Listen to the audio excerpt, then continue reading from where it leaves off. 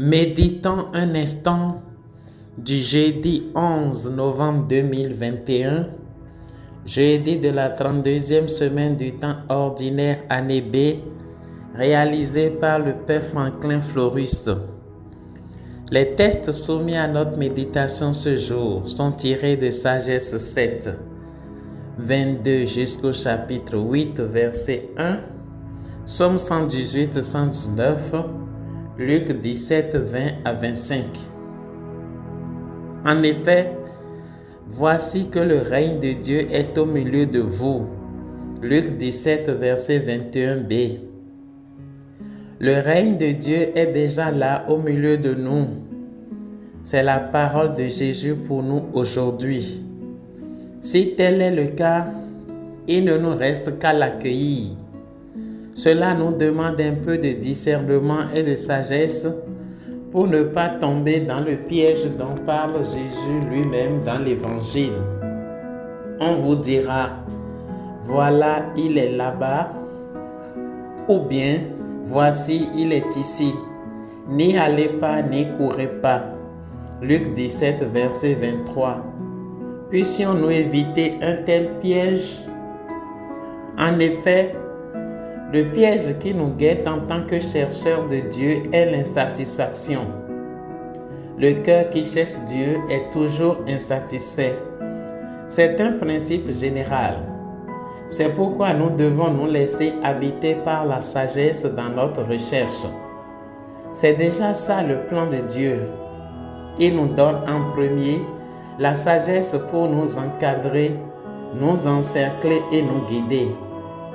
Avec elle, nous sommes sûrs de ne pas dépasser le cadre défini et requis pour notre recherche. Et pourtant, elle nous ouvre l'esprit et éveille notre conscience à la présence de Dieu. Elle nous aide à vite trouver l'introuvable, à vite nommer l'innommable. En la présentant, dans la première lecture, le sage dit: il y a dans la sagesse un esprit intelligent et saint, unique et multiple, subtil et rapide, perçant, net, clair et intact. Sagesse 7, verset 22. Voilà pourquoi elle est assez puissante pour nous aider dans notre quête. Mais sa puissance seule ne suffit pas. Elle a besoin de notre collaboration. C'est là que se situe en réalité tout le débat. Si elle nous est donnée en premier par Dieu, elle a besoin de notre collaboration pour se révéler efficace et pour nous aider efficacement dans notre recherche de Dieu. Autrement, nous allons inévitablement tomber dans le piège. Et nous y sommes déjà. Car combien de fois nous ne courons pas ça et là à la recherche de Dieu? Combien de fois nous ne courons pas de prêtre en prêtre à la recherche de guérison? Et combien de fois nous ne courons pas de pasteur en pasteur ou d'église en église à la recherche du merveilleux? N'est-ce pas ce que Jésus fustige dans l'évangile du jour? On vous dira, voilà, il est là-bas, ou bien voici, il est ici. N'y allez pas, n'y courez pas.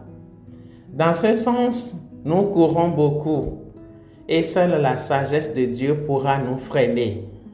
Elle est le rayonnement de la lumière éternelle, le miroir sans tache de l'activité de Dieu, l'image de sa bonté. Comme elle est unique, elle peut tout. Et sans sortir d'elle-même, elle renouvelle l'univers. Sagesse 7, versets 26 à 27a. Chers frères et sœurs, le règne de Dieu est déjà là au milieu de nous. Il est déjà en nous. Il nous attend pour se révéler, aussi bien à nous qu'au monde. S'il semble être en retard, c'est encore à cause de nous. C'est notre manque de discernement et notre manque de concentration qui le retarde et qui l'empêche de se révéler.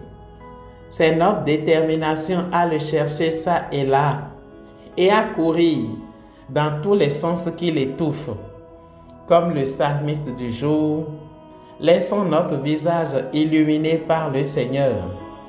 Ainsi, grâce à la sagesse de Dieu, nous allons découvrir en nous le règne de Dieu. Soyez bénis.